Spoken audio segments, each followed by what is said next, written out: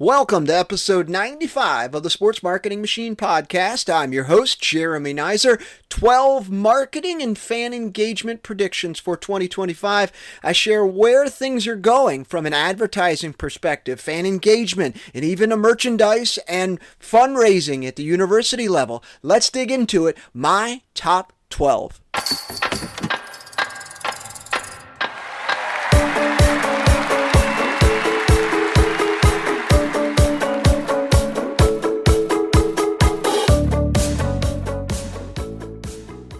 Welcome to the Sports Marketing Machine podcast, the show that helps those working in sports level up their marketing so they can sell more tickets, increase merchandise sales, raise more funds for your university or college, and grow your fan base. Like I said, I'm Jeremy Nizer. Before I dig into today's topic, which is my 12 marketing and fan engagement predictions for 2025, I just want to take a second to say thank you. Thank you for tuning in. I'm genuinely passionate about creating memories for fans at sporting events. The cheers, the shared experiences, the memories made, the lasting connections. This podcast exists to support you. So if you are in the sports industry, you're trying to get people to games, you're working your tail off to create these unbelievable memories for fans, this podcast is especially for you. So if you're in marketing, ticket sales, external relations, or even just a student eager to break into the industry, this is it. I've got you. This is your podcast. My goal is to provide you with practical strategies to not only fill your seats, but create those unforgettable moments for fans. So thanks for being part of the journey. Let's dive in. 12 marketing and fan engagement predictions for 2025. I've separated these into a bunch of different buckets. Let's start off with fan engagement trends. AI is here to stay, and it's only going to get better. So where I see things going is creating hyper-personalization through AI. So AI can analyze fan data to deliver personalized ticket offers, exclusive content, and even tailored engagement strategies. So let me give you an example. Let's say a fan attended a game of yours on a Friday night. Then they get targeted for a discount for similar games or a message promoting a nearby concessions. Maybe they're at the game and you want to promote specific concessions to them. How could you do that in a way that makes sense? Maybe they're sitting in a section 101 on the right side of the rink or the right side of the ballpark or the right side of your pitch, and there's a concession stand behind them that has a specialty item that may not be aware of. But hyper-personalization through AI will allow you to be able to target them, to send them a message that says, hey, Joe, right behind you is a concession stand that offers X, Y, and Z. Not sure if you picked up dinner yet, but this might be good for you. So just thinking through things to make that fan experience better by using AI. There isn't a tool that does this yet, but if you think about it, it makes perfect sense. And there's going to be someone out there, some AI company that creates things like this to just make it easier for fans to get what they want and meet them where they are. So the actionable takeaway is keep an eye on AI platforms. I'll be sharing some with you as we continue on, but there's going to be some that integrate with your CRM or even ticketing softwares. There's a few out there already, and even some that don't, that'll allow you to kind of see that data in maybe necessarily not real time, but a little bit within the week or what have you, which is great. But understanding attendance behavior and really driving additional revenue with the help of AI will definitely help you increase ticket sales, loyalty, merchandise sales, food sales. This could kind of go in a lot of different directions, but I love the idea of hyper-personalization through AI. Number 2 idea and prediction for this upcoming year, the rise of membership 2.0. Season tickets as a whole in a lot of markets are going down. The members, oftentimes it was businesses and fans, but we see that the season tickets are actually going down. People just aren't using them like they used to. So the rise of membership 2.0 would be like a flexible alternative. Now, I'm not proposing that it's going to turn into like a Zoo Pass, where a Zoo Pass is you've got access, you can go whenever you want, how often you want, and do it like that, but more of a access to games plus additional perks, exclusive content, merchandise discounts, unique experiences. I think the list will continue on where this membership model will be will replace season tickets. I know a lot of teams have switched to the all-you-can-eat model and will continue to do that in a lot of different areas, from sports to baseball to soccer to all these different sports. They're switching more to an all-you-can-eat model for this season ticket, or even mini plans as well. But you're going to see things continue to evolve in that. Let me give you another example. Let's say a team offers a $25 a month membership, and that includes general admission to every single game. You get 10% off concessions and early access to limited edition merchandise. I'm just making this up, but that gives you an idea. Say, hey, gosh, that makes sense that we're going to have these package type offerings, similar like how McDonald's gives you a Big Mac, fries, and a drink and puts it all together in a package. You're going to start to see more and more of those, which it's going to push the creative envelope for a lot of teams. So my actionable takeaway for you is maybe pilot a membership program for one season, pairing it with a targeted promotion just to kind of see, hey, do we have some interest? And maybe you can refine some benefits in there and see what you have. All right, on to prediction number 3. Remember, these are my 12 marketing and fan engagement predictions for 2025. These are falling under the bucket of content and marketing channels. Short form video dominance. Short form video will continue to be a major player for you in 2025, no doubt about it. Platforms like TikTok, Instagram Reels, even YouTube Shorts are reaching more and more people, younger audiences, and these are the ones that are really captivating their time spent on these channels. So I love the fact that teams are creating these videos, but the problem's going to be that you're going to have to create even more, which means you're going to probably have to double down on figuring out how do we get more out of our social media team, what that looks like, because the short form videos are going to continue to skyrocket and dominate in 2025. Let me give you a few additional ideas here. Behind the scenes clips, player highlights, fun fan moments, 15, 30-second videos. So I would really dedicate a portion of your marketing content budget to short form video production. If you don't already have a social media person working on the side of it, I would 100% focus on that. Now, the producing graphical images for social posts is okay, but video will rule in 2025. It already does. It's just going to take another giant step forward. Number 4 prediction. AI generated content for real-time updates. What does this mean? AI tools can instantly produce highlight reels, game stats, fan-specific shoutouts. They can do all kinds of different things.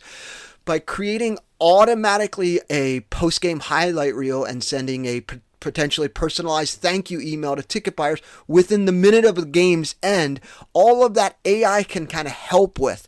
So using AI-driven content platforms and thinking around, hey, how do I automate a lot of these different things that I have? You're going to see a lot more and more of these things take place just to get content out there packaged faster. And I love the fact that there's Box Out Sports out there that creates the graphic images. They're eventually going to get into the animation side of things and continue to evolve a little bit. That's just where I kind of see AI is helping teams create content faster than you would be able to create it and cut it yourself. So number 5, the rise of UGC, user-generated content, and micro-influencers. Let me define what a micro-influencer is and user-generated content. Micro-influencer, so we know Kim Kardashian, huge influencer. You'd have to spend millions of dollars for her to promote whatever you have that you want her to sell. A micro-influencer would be someone within your community. Could be a mom, could be a real estate agent, could be the local person that does the food reviews in your community. Could be a lot of different things. But those micro-influencers have a following. That following of people who firmly believe in what they promote and what they're talking about. That person who is the content creator has created an audience based on trust and creating content that resonates with a specific audience. So those micro influencers will be important for you to connect with in 2025 to build relationships, maybe even run marketing campaigns with. Let's use that example of the food reviewer in your community. Let's just say there's someone in your community that goes out and reviews lots of different food, and you've added some new things to your menu. You bring them in and have them talk about whatever it is, the new food, your fried cheesecakes or your stuffed shells burritos or whatever it is that you've created. Bring them in, have them create some content around it. Let them do what they do best. And this would be awesome for you because their following is local, some of it's probably regional, some of it's even national, but finding those folks in your community that you could partner with, those micro influencers, it's going to definitely elevate your brand and really drive revenue in the food, the merchandise, and ticket sales. UGC, user-generated content. Your fans go to your games and they take a ton of photos. They take a lot of videos and they post them on social media. You have a relationship with these fans through social media. Either you reach out to them Instagram or Facebook or Twitter or Threads or wherever it may be, TikTok, and you ask them, hey, can I use your content a little bit?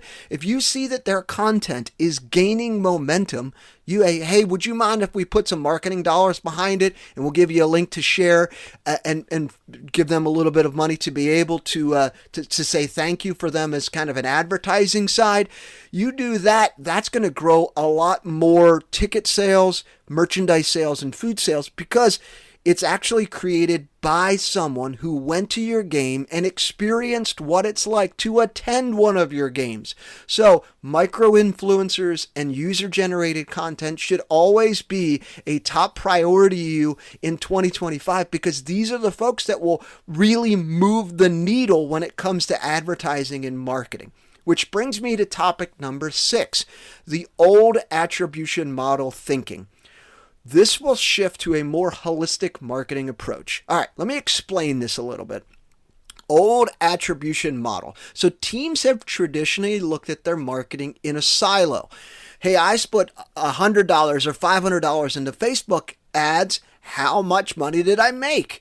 I put $1,000 into my display ads. How much money did I make? This is a single channel approach. I'm only looking at Facebook and thinking, well, how well did Facebook do? How well did the display ads do? This single channel approach is outdated, and in 2025, it has to be replaced with more of a holistic approach. I like to think of it of new customers versus return customers. A lot of your marketing is designed to go get new customers. A lot of your other marketing, your email marketing, your text messaging, that's designed to get your return customers to come back.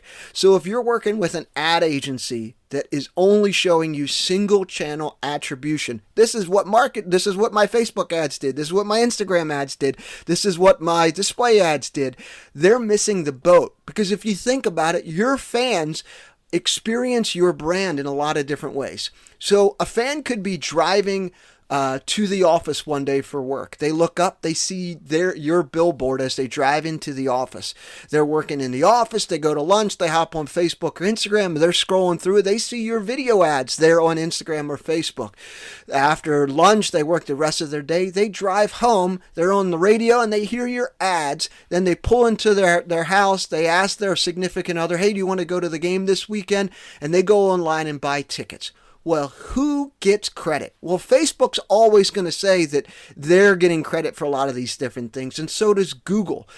But the problem is that the billboard, the radio, the Facebook, Instagram ads, they all work together to get the fan to buy the tickets. So instead of that silo approach of how well did Facebook work, or how well did Instagram work, or how well did my TikTok ads work, that single channel approach is completely outdated. And in 2025, it should be replaced with a holistic approach. I like new customers versus return customers, but maybe you have a different idea. But I just want to share that number 6, my recommendation, my thought, my prediction is that old silo single channel attribution model of your advertising spend is just outdated.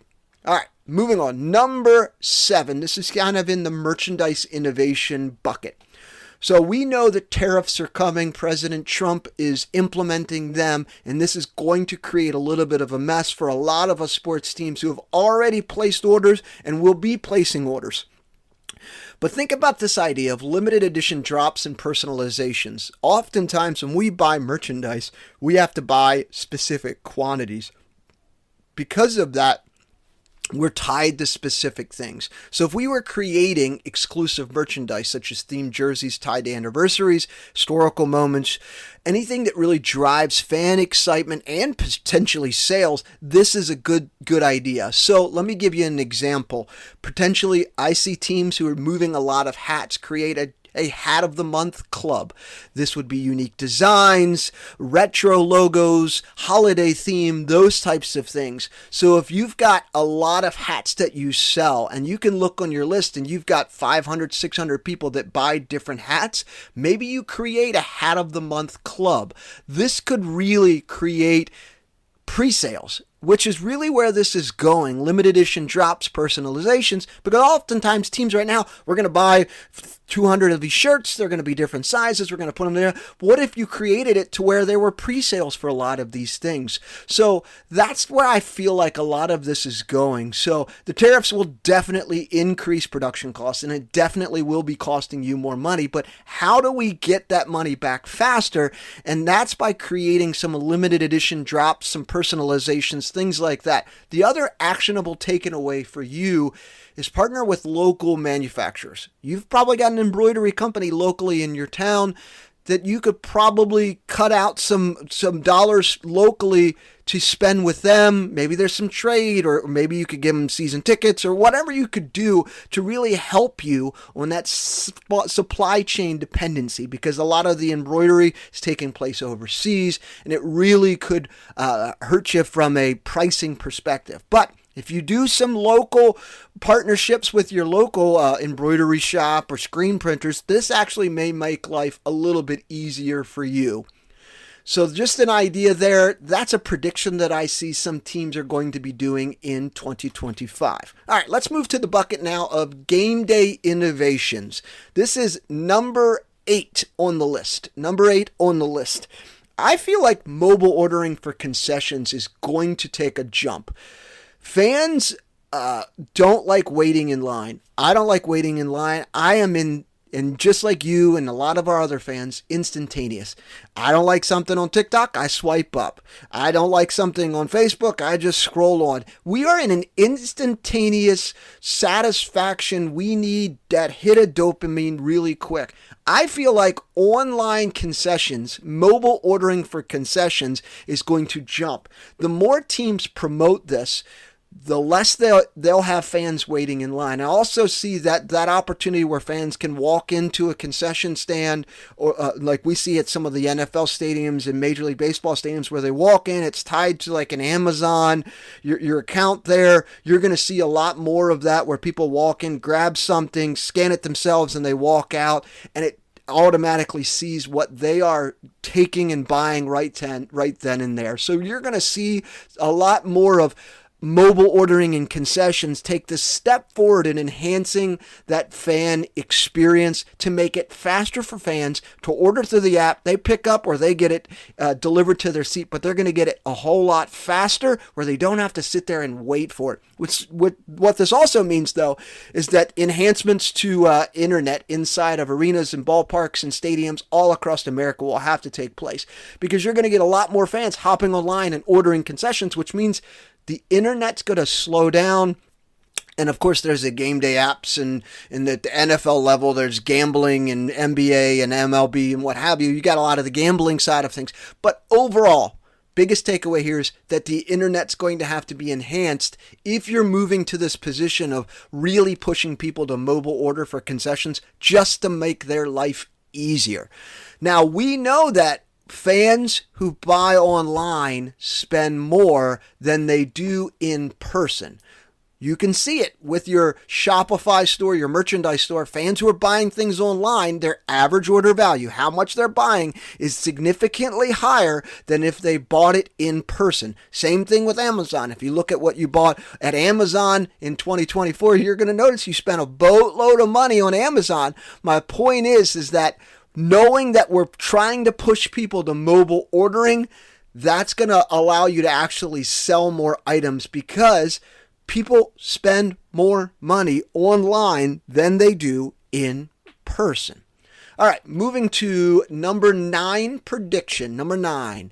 This is under the fan and donor engagement. So donor engagement beyond just cash. So at the athletics level, at the university level, in the athletics department, engaging donors with perks tied to contributions, behind-the-scene access, scouting reports, NIL-aligned experiences, those are going to continue to take the next step forward. I'm going to jump in the NIL next bucket, but all of those engagement with donors, how do you get them to be involved? How do you get them to be a little bit more beyond just giving cash? What else can you provide for them that allows them to feel like they're more special? More than just anything else. They just feel special that way. Let me give you an example. A high-level donor gets access to a private dinner with the athletes and coaches, or they get to go on an away game trip, or they get to sit on the sidelines and get all of the stats for the games, or whatever that may be, or private practice viewings, exclusive team merchandise, those types of things. Donors are going to be looking for things beyond just you asking them for cash and making it transactional. All right, moving on to the NIL bucket. This is prediction number 10, team and athlete synergy. So teams will incorporate NIL, name, image, likeness athletes. These are the athletes that are getting paid. This could be your cross country and basketball and football. These are the athletes at universities who are getting paid. What I see is teams will incorporate NIL athletes into their marketing campaigns to promote ticket sales and merchandise. So this could be at the university level. This could also be at the professional sports level. So at the university level, a star athlete would promote hey, this is the game day jersey that we're selling, and this is only exclusive on social media. This is tied to an NIL revenue sharing agreement. So the minor league hockey team partners with the local university. They get the football player who's promoting this new game day jersey, and every piece of jersey that's sold, the athlete gets a kickback on the revenue sharing as part of that. That's an example. Let's do this in the college athletics side. Hey, this is the game day jersey that we have that's available, and the university is doing some sort of revenue sharing model with that athlete who is the star quarterback or the star basketball player, what have you. Doing things like that will definitely help the university move more product. Also, the sports team move more product, but it also helps the athlete there as well. So thinking through how can we use NIL to feature in your team campaigns, and that make sure you detail how the revenue splits are clear, who's getting money, how it's broken up, how are you tracking it, all of those. Biggest takeaway though is that I see team and athlete synergy going to be taking off in 2025. All right, number 11 takeaway. Remember, we've only got 12, so we got 2 more left here. Creator partnerships and NIL expansion. So teams partnering with athletes as creators to leverage their NIL deals for marketing. So let me give you an example. A player shares their pregame routine in collaboration with a team sponsor on Instagram. Maybe this is the pregame routine sponsored by Jiffy Lube or what have you, but that sponsorship deal, a portion of it goes to the student athlete, the other portion goes to the team, but universities are partnering with these NIL student athletes as creators to leverage their deal, leverage their audience, leverage their brand to be able to enhance the partnership with the sponsor, enhance the experience for the fans so they see what's happening behind the scenes. And everyone wins. The student athlete with the NIL deal, the sponsor because they're getting a tremendous visibility, the university because they're enhancing the brand recognition for the team, and the fans because they're getting more awareness and more content about what's actually happening with the team. So I see that happening. It's a win-win-win-win all the way around. So my takeaway for you would be 3 to 5 athletes. Try to find some within your team's brand that you could offer co-branded opportunities. Game day, video blogs, sponsor shout-outs. How do you get these athletes involved? If you're a minor league sports team or even a professional sports team, summer collegiate, how could you look to create some NIL opportunities with these athletes? Thinking through that. So teams with NIL partnerships, 100%, I will see a higher engagement and higher conversions. This could be tickets, merchandise, or what have you through athlete-led campaigns. And number 12, name, image, likeness, focused platforms. So what are these? Platforms matching athletes with sponsors.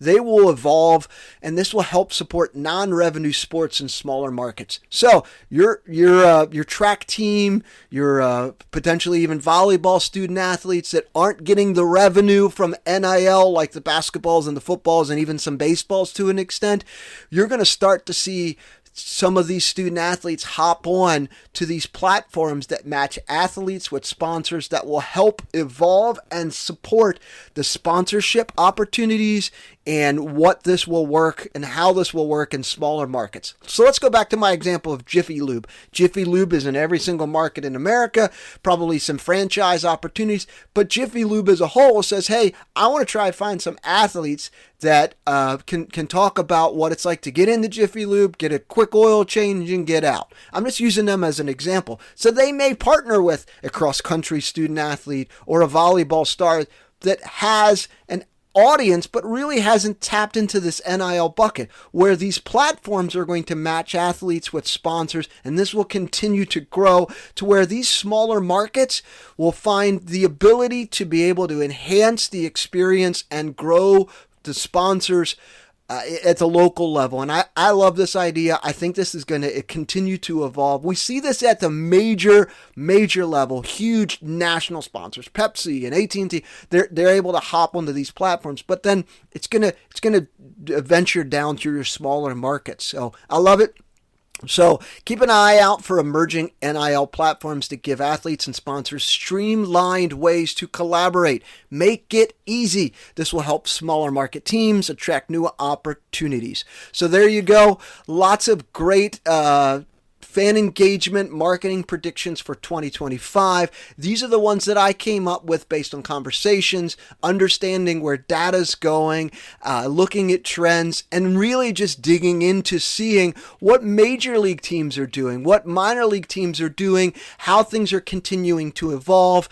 The future of sports marketing in 2025 is really all about meeting fans where they are and empowering them to connect on their terms.